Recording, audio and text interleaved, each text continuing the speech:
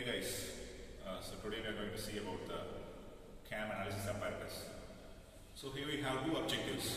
So one thing is to find the CAM profile. So here we have a CAM. So see, here we have a CAM attached to a knife edge follower. So where we will be finding the profile diagram of this particular CAM. And second thing is, we will be finding the jump speed.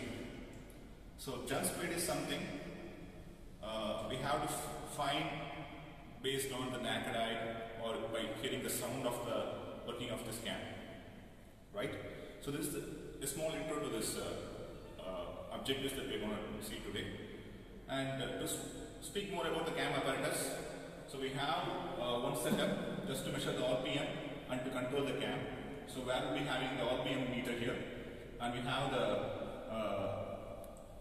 control of motor speed here. So we will be increasing the speed and decreasing the speed here, and we have the switch for on and off. So we have a fuse attached to it. So this is the whole setup. So here we have a different kind of setup here for finding the speed. So here we have a proximity sensor. So the proximity sensor is for measurement of speed. So here we have a small nut being attached to it. So this nut will be sensed by the proximity sensor when it is rotating, and based on that the speed will be calculated. Okay, so this is the setup here. So this is just for measuring the RPM. So here this RPM is for finding the jump speed. Okay, so we have to find the RPM at which the jump speed occurs, the jump of the CAM occurs. So that's for which we have the entire setup here, right? And second thing is, we have a dial gauge here. Can you see? So here we have a dial gauge. So this is to measure the measurement of displacement. So when the CAM is being rotated, something like this, when the CAM is being rotated, so the displacement gauge will move up and down. So for different angles, we have to measure the displacement of the CAM. So this is something we have to find, right? And to speak more about the CAM, so we have a spring setup here. So the spring setup is meant for holding the knife edge follower to the CAM. So the spring will have sufficient force to the knife edge follower, so that the knife edge follower will maintain contact to the CAM. So this is something we have it here, the spring and the setup. The spring setup is for maintaining the contact of the knife edge follower. And here we have knife edge follower, as I said, and this is the CAM for which we have to draw the profile diagram. And to explain more, we have different set of followers here. So this is a roller follower, which you can see. So this is a roller follower, and this is the mushroom follower. So can you see? So it is looking like a mushroom. So this is named based on the mushroom.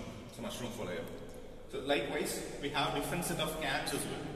So we have a eccentric CAM. As you can see, the center of this CAM will not be in the center. So it will not be the center of the particular circle. So it is eccentric to the circle. So it is called eccentric CAM.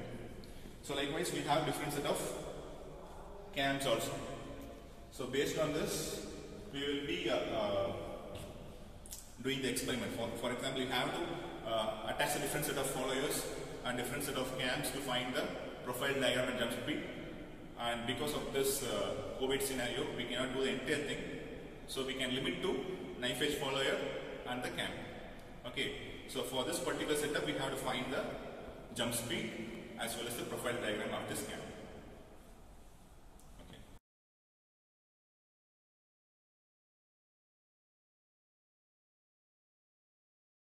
Yes. So let us see our first objective. So our first objective is to find or to draw the profile diagram of the CAM. Okay. So this is the CAM that we are going to see. This is the radial CAM. So we have a similar kind of CAM is being attached here with the setup. So the radial CAM, we have to draw the profile diagram for this. So here, we would have studied in kinematics. So we have three things. So one is the dwell portion of this CAM. So the dwell is to this particular area. So this is the entire part is dwell actually. So where we will not have any displacement at all. So where the displacement will be, linear displacement will be 0. Okay, so this is the dwell area. So after particular angle or after particular rotation, so where will we have the rise? So this is the rise part. So where the linear displacement will be rising proportionately for the particular rotation. So this is this area. This is the rise area. And again after the rise, we will be having the rise dwell. So in this maximum nose radius, you will be having the maximum displacement. So this is what we call rise dwell. And after reaching this particular height, what will happen is again it will return. So return back to its original dwell actually. So this area is for return dwell. I mean this is return. So the rise, maximum nose radius, return and dwell again. So for the whole 360 degree, so we have to draw the profile diagram of this cam, the radial cam. So we have a radial cam being attached here. So for to measure the different angle, and for the different angle we have to measure the linear displacement. We have a dial gauge being attached here. So if you can see here, if I try to rotate this, for maximum rotation there will not be any linear displacement. So the displacement of this dial gauge remains 0. This is because the cam is going through this dwell area. So for the whole dwell area there will not be any displacement. Okay, so it will remain 0. So after reaching from this point to this point, what will happen is after reaching this point there will be steady rise. So as you can see here, there will be rise. Okay, so if you can see the dial gauge, you can see it. So after reaching the particular angle, what will happen is there will be a steady rise. So you can see the displacement or deflection here in dial gauge. Can you see it? So this is the rise area. So where the cam is being producing the displacement. Okay, for example, if you can see for the up to 130 degree, that is up to 125 degree to be precise, there is no linear displacement. But after 125 degree, for example 130 degree, we have the displacement of, okay, for 130 also 0, and for 140 we have 0.48. As you can see here, this is mean for measuring the measuring in mm. This is mean for 0.01 to 0.98 mm actually. So here we have the least count of 0.01. This dial gauge has the least count of 0.01 mm, and this dial gauge has the least count of, this is main scale actually. So this main scale has the measurement of 1 mm. So if you see the dial gauge, here it is pointing 0 and here it is 48. So it should be mentioned as 0.48. Okay.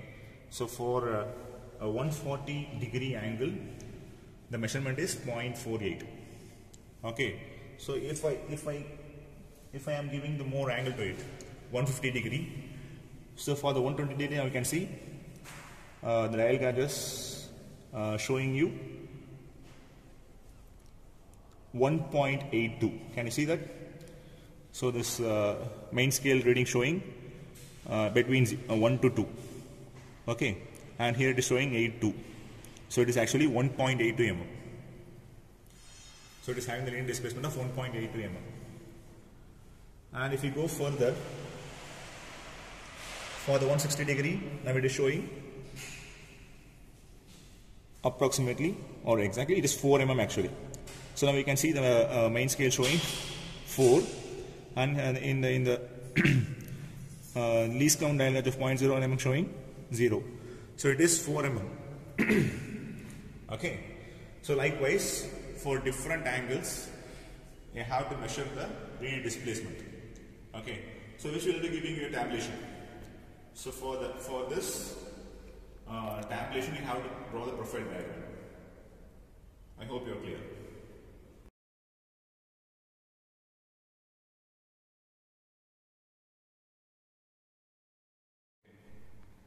So the first objective is already done, which we have drawn the profile diagram. Second objective is to find the jump speed.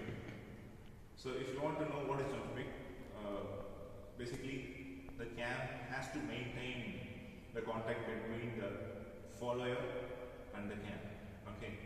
So we can say that a cam is working in fine condition when both are making contact. So the cam will be rotating. It can be any cams. So this cam will be rotating. So for rotation, it has to produce linear displacement.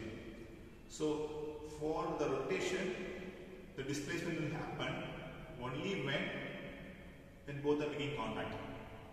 So the follower and cam should always remain in contact with each other.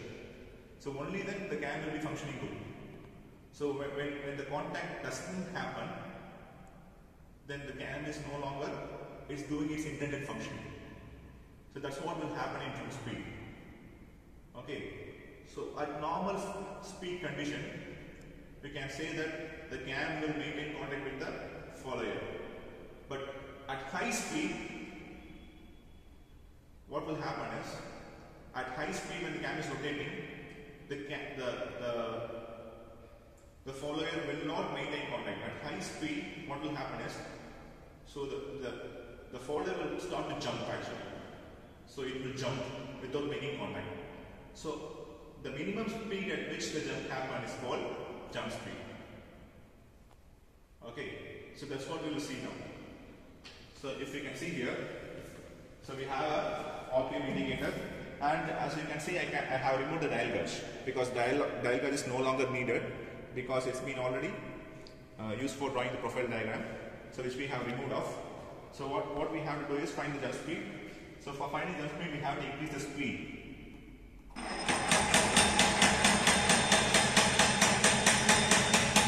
Okay, so at this speed, we can say that the cam is still maintaining contact with the follower. Okay, so after the speed, definitely high speed.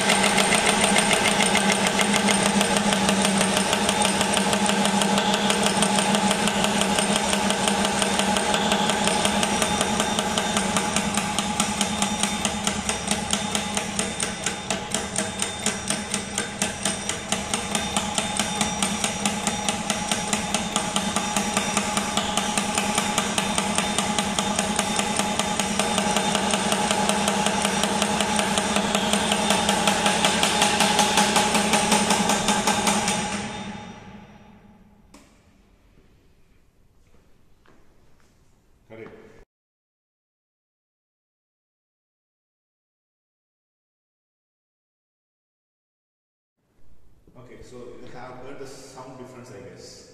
So at high speed, when the follower starts to jump, there will be difference in sound. So even you can see it through naked eye, or you can hear the sound difference. So based on the sound difference, we can say that the follower has attained jump speed. Okay, so that is the case. So probably in the previous experiment, we may have noticed sound difference at the RPM of 380 or something. So at 380 RPM, this particular setup has attained this jump speed. This particular cam, particular follower has attained this jump speed. So this cam can be used. This cam and follower can be used only up to the 380 RPM. So it will do its intended function only up to 380 RPM. So if you have to use at higher speed like 400 RPM or 500 RPM, the cam may not be as good as before. Okay, so the displacement will not be linear. We cannot expect the gradual rise or the dwell or the return to happen normally. So it will happen irregularly, not regularly. So that's what happens at high speeds. The high speeds, the cam will not do its intended function, and so that jump speed is very much significant for to know the working condition of cam. Okay, so we can say that this particular cam and this particular knife edge follower will work in good condition up to 380 RPM. So after that, it may not work as good as before. So that is the case. Okay, so this is for the normal condition without any load. So what will, but actually speaking, while working in the different environments, we'll be having different kinds of loads happening. Cam will be having different kinds of load setups. Okay, so here we have the experiment for different load setups. So for this we have different set of weights here. So 100 grams, 200 grams, fine, 300 and 500 grams. So what we have to do is, for different load condition, for example if I am having 300 grams here, for different load condition, we have to measure the jump speed. So this is similar to what we have seen before. So we have to tighten the nut so that the weight may not fall off. Okay, so we have to tighten it up. So after giving the whole tight, again we have to follow the similar set of procedure. Okay, so we have to start the cam again. Again we have to find the sound difference. Okay, so where jump speed will happen, that we have to again find it out. So one question for you is, at high loads, maybe if I have attached 300 grams here, maybe I can attach more. If I'm increasing the load, what will happen to the jump speed? Whether it will increase or decrease. So that is a question for you to ponder. So that's it for the day. So meet you in the next class.